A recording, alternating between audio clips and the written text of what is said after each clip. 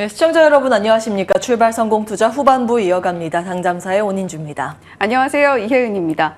어제 저희 이 출성투 후반부 유튜브 댓글창을 보니까요. 온앵커님이 빨간색 의상, 양봉 의상을 입으면 시장이 같이 상승이 나온다라는 이야기를 하시더라고요. 아, 그래요? 네, 저 못 오늘도 봤는데. 좀 기대를 해보면 좋을 것이 간밤 예. 미증시에서 또 분위기가 좋았습니다. 글로벌 원샷 보면서 함께 확인해 보시죠. 자, 3대 지수 모두 상승하면서 마무리를 해줬습니다. 다우존스 지수부터 나스닥, S&P 500 지수까지 특히 나스닥의 상승폭이 두드러지는 모습 보여줬는데요. 1.74%까지 아름다운 우상향 곡선 그려줬습니다. 물론 11시쯤에 이 졸트 보고서가 발표가 되면서 다우존스 지수는 경계감에 살짝 흔들리는 모습도 보여주는 간밤 미증시 모습 살펴보셨고요. 지금 긴축 중단에 대한 기대감이 다시 솔솔 나오고 있습니다. 말씀드렸듯이 졸트 보고서의 영향이 있었고 소비자 신뢰지수도 발표가 됐는데 확실히 시장이 좀 식어가고 있구나라는 것들을 확인할 수 있었던 지표들이 나왔습니다. 7월에 구인 건수가 882만 건으로 나오면서 앞으로 연준에서 금리 정책을 결정할 때 이제는 추가적인 긴축을 더 이상 하지는 않겠구나. 앞으로 금리 인하까지는 아니더라도 더욱더 금리를 올려야겠다라는 강경한 입장은 내놓지 않을 수도 있겠구나라는 기대감이 시장에 깃든 걸로 보입니다. 8월의 소비자 신뢰지수는 시장의 예상치를 크게 하회하는 모습을 보여줬고요. 국채 수익률도 덩달아서 안정세를 찾아줬습니다. 10년물이 4.12% 수익률까지 내려왔고 2년물이 지금 4.89%까지 내려오는 모습도 확인이 됐습니다. 경기 침체에 대한 우려감이 고개를 들고 있지만 시장에서는 오히려 이를 긍정적인 시그널로 받아들이고 있습니다. 오히려 좋아라는 밈이 있는데 그 밈처럼 시장에서 물론 지표들은 나쁘게 나오고 있지만 상승으로 이렇게 반응을 하고 있는 모습도 살펴볼 수가 있습니다. 지금 확실히 시장에선 다시금 AI가 주도 테마로 자리 잡고 있는 분위기입니다. 간밤에는 알파벳의 주가도 크게 뛰었는데 엔비디아와 손을 잡았다라는 이슈에 엔비디아도 4%가량 뛰어 올랐고 알파벳도 함께 주가 상승 이끌어냈습니다. 거기에 이번에는 새로운 AI 테마에 편승을 한 종목이 있습니다. 바로 테슬라인데요. 7% 넘게 상승폭 나와줬습니다. 슈퍼컴퓨터에 대한 이슈가 나와 있는데 일단 테슬라는 부인을 했습니다만 시장에선 반응이 나오고 있습니다. 핀더더그룹도 실적 발표를 내놨는데 분기 실적이 예상치를 상회하면서 어제 저희 당잠사에서 말씀드렸습니다. 월가의 IB들이 중국 빅테크 기업들의 이 덩치에 대해서 빅테크 기업들의 앞으로의 실적, 앞으로의 전망에 대해서 좋은 이야기를 내놓고 있다. 핀더더그룹이 그를 증명하는 실적 내놓으면서 15%가량 뛰어 올랐습니다. 자, 간밤 분위기 상당히 좋았는데 연료는 AI였습니다. 구글 클라우드 AI 파트너십에 대한 이야기가 계속해서 나오고 있는데 엔비디아의 칩을 탑재했다라는 이야기가 들려옵니다. 현재도 이미 AI100 그리고 H100을 탑재하고 있는 구글 클라우드인데 앞으로는 지난 8일에 또 젠슨 왕 CEO가 공개를 했던 칩입니다. 그레이스 호퍼 200을 탑재할 것이다 라는 이야기가 들려오면서 엔비디아와 그리고 알파벳까지 일제히 강세였고 사실 빅테크 전체가 좀 강세의 모습을 보여줬습니다.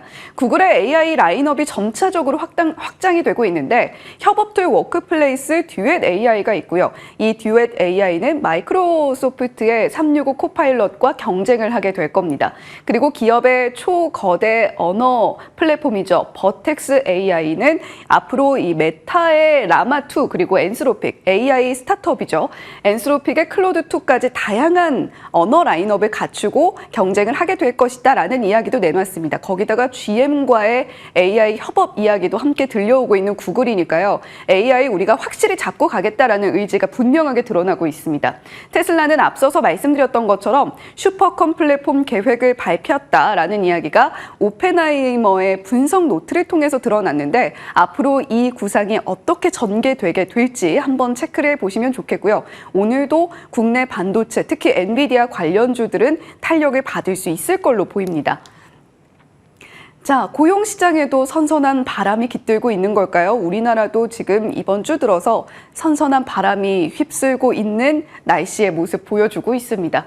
자, 지금 이렇게 꺾여 있는 모습을 보고 계신데 노동부에서 발표한 졸트 보고서에 따르면 지금 4월에만 예상치를 상회하는 모습을 보여줬고 계속해서 예상치를 밑도는 고용 시장의 흐름 나타내고 있습니다. 파월 의장이 잭슨홀 미팅에서 이런 이야기를 했죠. 노동시장의 과열 완화가 지속되지 않는 것이 확인이 될 때 통화 정책의 반응을 요구할 것이다 라는 이야기를 내놨는데 이 지표가 파월 의장의 발언에 부합하는 지표로 나타나게 된다면 앞으로의 시장, 금리로 불안해하는 모습은 좀 줄어들 수 있지 않을까라는 기대감이 시장을 끌어올릴 수가 있었습니다. 말씀드렸던 것처럼 소비자 신뢰지수는 106.1로 나타났는데 전 연령대에서 소비자 신뢰지수가 좀 낮아지는 모습을 보여줬습니다. 기존의 예상치가 116포인트 선이었는데 그보다도 수정치를 낮췄음에도 불구하고 이보다도 더 하회하는 지표가 나와줬습니다. HSBC에선 이런 이야기 내놨습니다. 지표가 냉각하고 있다라는 것은 위험자산, 특히 주식시장에 대한 선호도를 높여줄 수 있을 것이다. 투자의 적기다라는 이야기도 내놨는데 일단은 시장에 감도는 경계감 조금 더 주시를 해볼 필요가 있겠습니다. 자, 바이데노믹스의 새로운 성과에 대한 이야기도 나오고 있습니다. 메디케어 가격 협상 대상 선정 약품 목록이 공개가 됐는데 이 메디케어 고령자를 대상으로 하는 의료보험이다라고 생각을 하시면 되겠습니다. 지금 바이데노믹스를 통해서 메디케어 고령자뿐만이 아니라 저소득층을 대상으로 하는 의료보험도 확대하겠다라는 이야기가 나오고 있는데 그 리스트입니다. 지금 985억 달러까지 절감을 할 수 있을 것이다 라는 이야기가 시장에서 나오고 있는데 일단은 최초 10개가 공개됐고 앞으로 30개까지 차차 늘려나갈 것이다 라는 구상도 나오고 있습니다. 과연 제약주들 어떻게 움직이게 될지 일단 간밤에는 큰 움직임은 보이지 않았습니다. 자, 반도체와 전기차 종목들도 살펴보겠습니다. 앞서서 말씀드렸던 것처럼 AI 훈풍이 반도체 종목들 일제히 끌어올리는 모습 보여줬습니다. 전기차는 다소 혼조세를 보여줬는데 일단 테슬라도 전기차 이슈, 물론 중국에서의 확장 이슈가 있기는 합니다만 간밤에는 AI 테마로 조금 더 부상했다라고 해석을 하는 것이 맞을 것이겠죠. 7% 넘는 상승폭 보여줬고 리비안이 8% 넘게 상승폭 보여줬습니다. 하지만 실적 발표 이후에 니오는 1.2% 하락, 거기다가 시간외에서도 추가적으로 하락세 이어가고 있고요. 어제 말씀드렸습니다. 빈페스트 정말 질주가 무섭다라는 이야기를 드렸는데 이렇게 하락하는 모습도 무섭습니다. 43%가량 빠지는 모습을 함께 드러냈던 빈페스트의 모습도 확인이 됐습니다.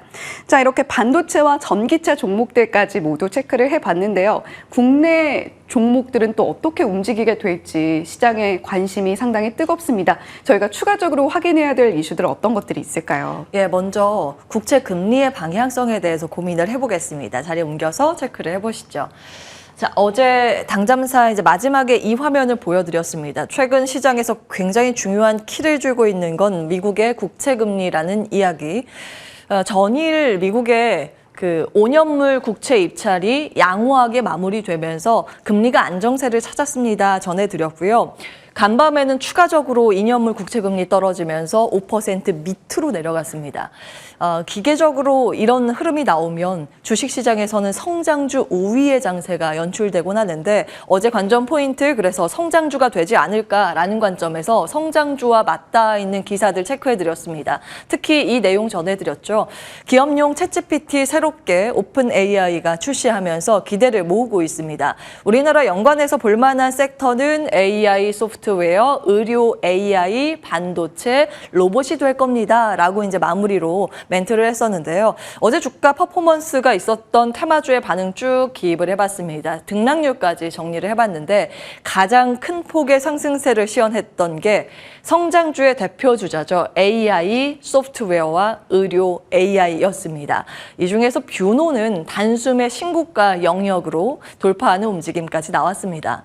그 밖에 로봇 일부, 바이오 그리고 반도체였는데 반도체는 팹리스 기업 그러니까 AI와 연관도가 높은 기업들 위주의 강세였습니다.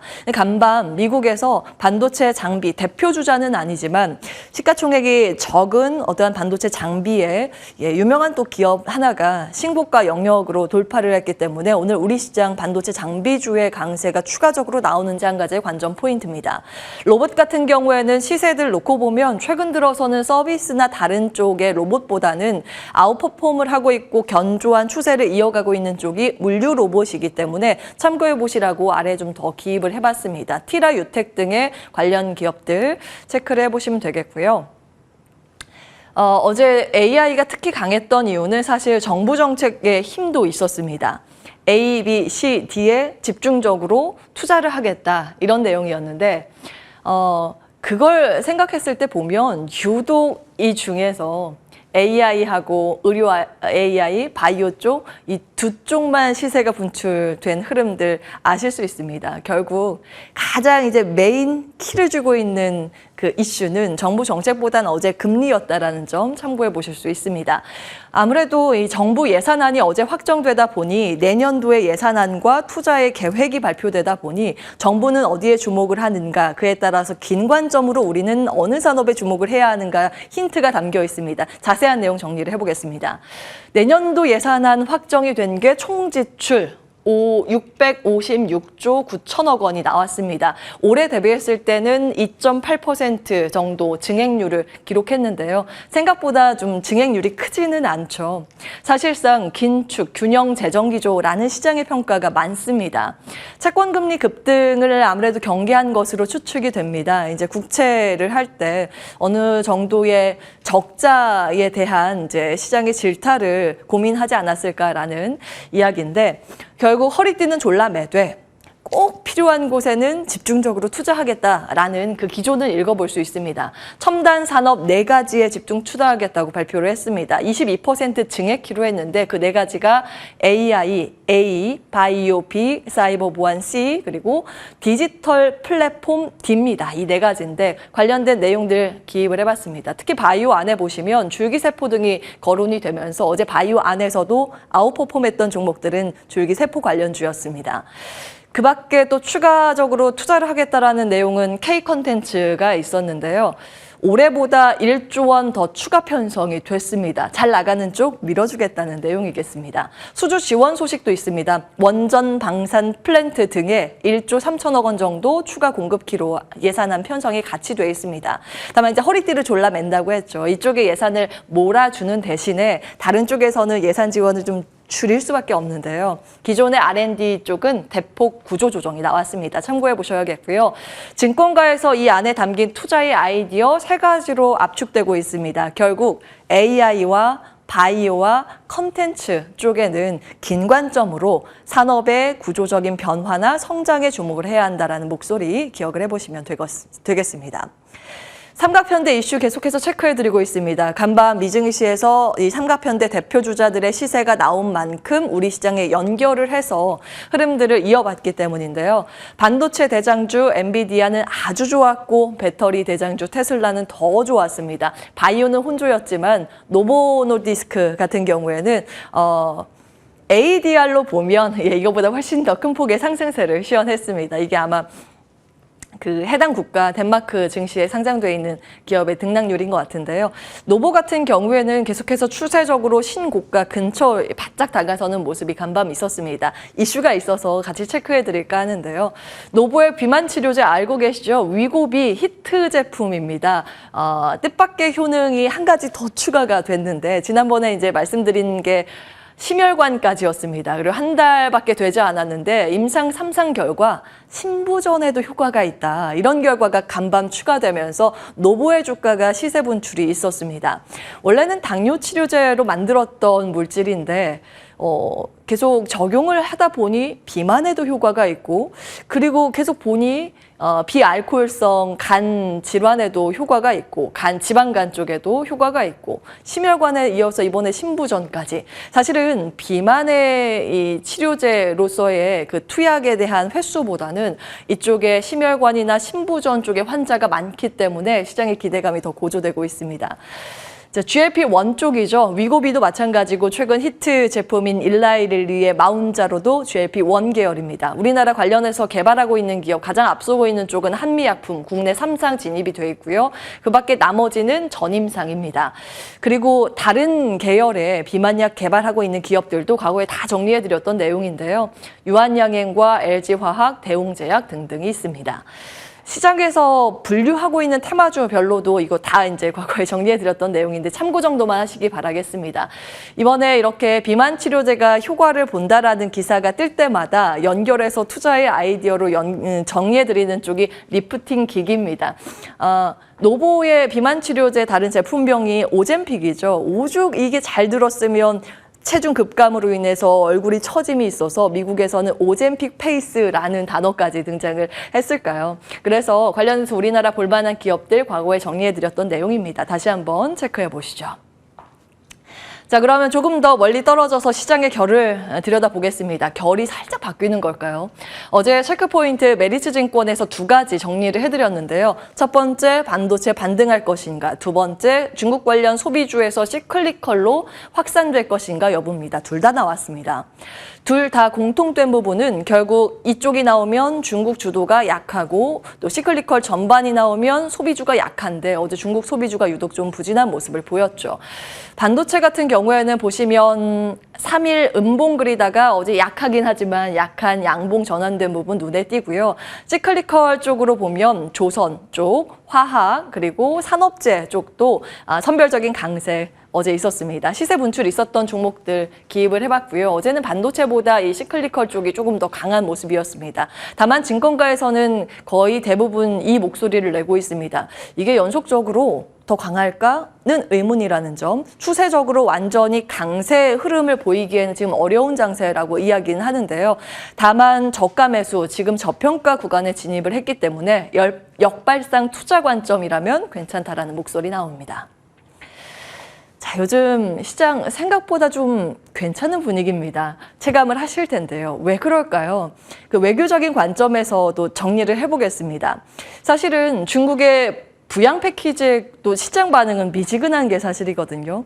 중국의 헝다그룹 같은 경우 에버그란데 그룹이죠. 어제 17개월 만에 거래 재개가 있었습니다. 그런데 장 초반에 90% 가까이 급락하기도 했고 종가 상황도 만만치 않습니다. 80% 가까이 마이너스를 기록하면서 종가를 썼습니다. 헝다 채권단 협상회의가 연기됐다는 소식으로 불확실성은 여전히 부동산 시장에 확대되고 있는 구간이고요. 수치도 그렇습니다. 중국의 8월 월간 누적 주택 거래량이 작년 같은 기간보다 27% 가까이 급감했습니다. 그리고 투자자들은 특히 이제 외국인의 시선을 엿볼 수 있는 외국인의 매도세가 특히 A주로 지속되고 있다는 점 어제까지 이어졌습니다. 중국의 금융 위기 가능성은 낮지만 중국 정부의 미온적이고 더딘 대응이 아쉽다. 이로 인해서 결국 경기 불안은 심화되고 있는 구간이라는 게 외국인들의 시각입니다. 그럼에도 불구하고 어제 중국 증시 분위기가 굉장히 좋았습니다. 상해 종합주가지수 1% 넘게 올랐고 홍콩 증시는 2% 가까이 급등을 했는데요. 인지세의 효과라고 얘기하기에는 이건 이제 단편적인 효과의 측면이죠. 종합대책은 아닙니다. 이에 대한 평가가 우세한데 왜 이렇게 부동산 시장이 안 좋은데 증시가 괜찮을까요? 이것도 역설적이게도 한 고리로 연결이 돼 있습니다. 미국과 중국의 화해 무드가 이어지고 있고 미국의 금리 안정세가 이어지면서 시장 분위기를 좀 긍정적으로 조성을 하고 있습니다. 조금 더 들어가 볼까요? 이미 미국과 중국의 관계는 5월 동주에 돌입을 했습니다. 이건 벌써 6월부터 진행된 내용입니다.